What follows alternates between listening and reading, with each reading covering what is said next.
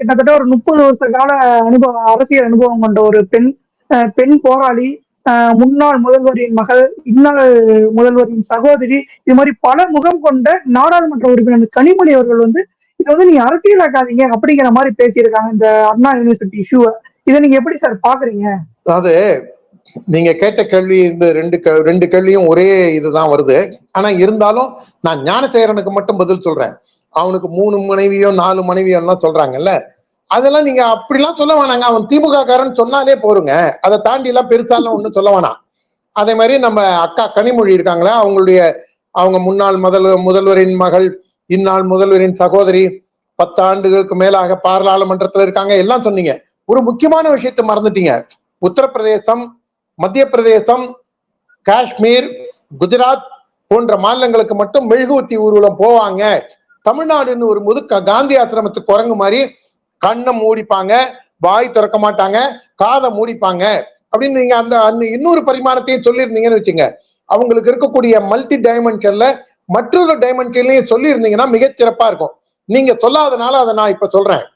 அவங்க வந்து கத்துவாங்கிற இதுல காஷ்மீர்ல அதுக்கே வந்து ஸ்ரீ டிவியை சேர்ந்த பால கௌதமன் அந்த ஸ்பாட்டுக்கு போய் அந்த இடத்துல ஆராய்ச்சி செஞ்சு என்ன நடந்ததுன்னு ஒரு வீடியோ போட்டாரு. அதே மாதிரி உத்தரப்பிரதேசத்துல 2 நபர்களுக்குள்ள நடந்த சண்டைய இவங்க ஒரு மத சண்டையா மாத்துறதுக்காக பல்வேறு முயற்சிகளை காங்கிரஸ்ல இருந்து, முலாயம் சிங் யாதவ் கட்சியில இருந்து, இங்க இருக்கிற திமுக இருந்து எல்லாம் செஞ்சாங்க. இவங்களுடைய வாய் பாருங்க, குஜராத், உத்தரப்பிரதேசம், காஷ்மீர், அதுவும் காஷ்மீர்ல இஸ்லாமியர்களுக்கு பிரச்சனைனா வாயை திறப்பாங்க, காஷ்மீர்ல இருக்கக்கூடிய இந்துக்களுக்கு பிரச்சனைனா வாயை திறக்க மாட்டாங்க. மணிப்பூர்ல இந்துக்களுக்கு அங்க பாதிக்கப்படுறாங்கும் போது குரல் கொடுக்க மாட்டாங்க. இந்துக்களுக்கு அங்க மணிப்பூர்ல வாழக்கூடிய இந்துக்களுக்கு அங்கு நல்ல விஷயம் நடந்துடக்கூடாதுங்கிறதுக்காக இந்த திமுக உட்பட எல்லாரும் பாஞ்சு போறாங்க. நீங்க நல்லா கவனிச்சு பாருங்க, இந்த திமுகக்கு முட்டு கொடுக்கறவங்க யாராவது ஒருத்தர் இந்த அண்ணா யூனிவர்சிட்டியில நடந்த மேட்ரை, அது சத்யராஜாக இருக்கட்டும், சத்யராஜ் மகளாக இருக்கட்டும், அல்லது வேற யாராவனாலும் இருக்கட்டும், யாராவது ஒருத்தர் அதெல்லாம் கண்டிச்சாங்களான்னு பாருங்க.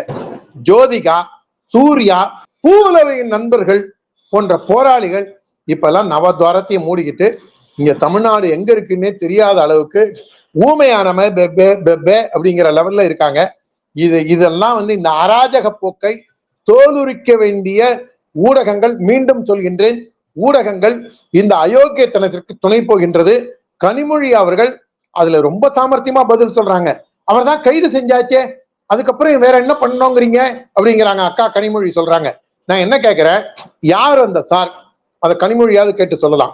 இல்ல அந்த 120 வீடியோல பாதிக்கப்பட்ட பெண்களுக்காக அந்த வீடியோல இருக்குன்னு சொல்றாங்கல்ல, அந்த பெண்கள் எல்லாம் இன்னும் எத்தனையோ பெண்கள் அவங்க வந்து லைஃப் நினைச்சு பயந்து போய் மனதளவுல நொறுங்கி போற அளவுல இருப்பாங்க.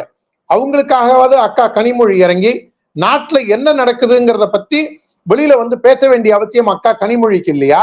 இல்ல பாதிக்கப்பட்ட அந்த பெண்ணுக்காகத்தான் போராட வேண்டியது அந்த அந்த கனிமொழி அக்காக்கு இல்லையா?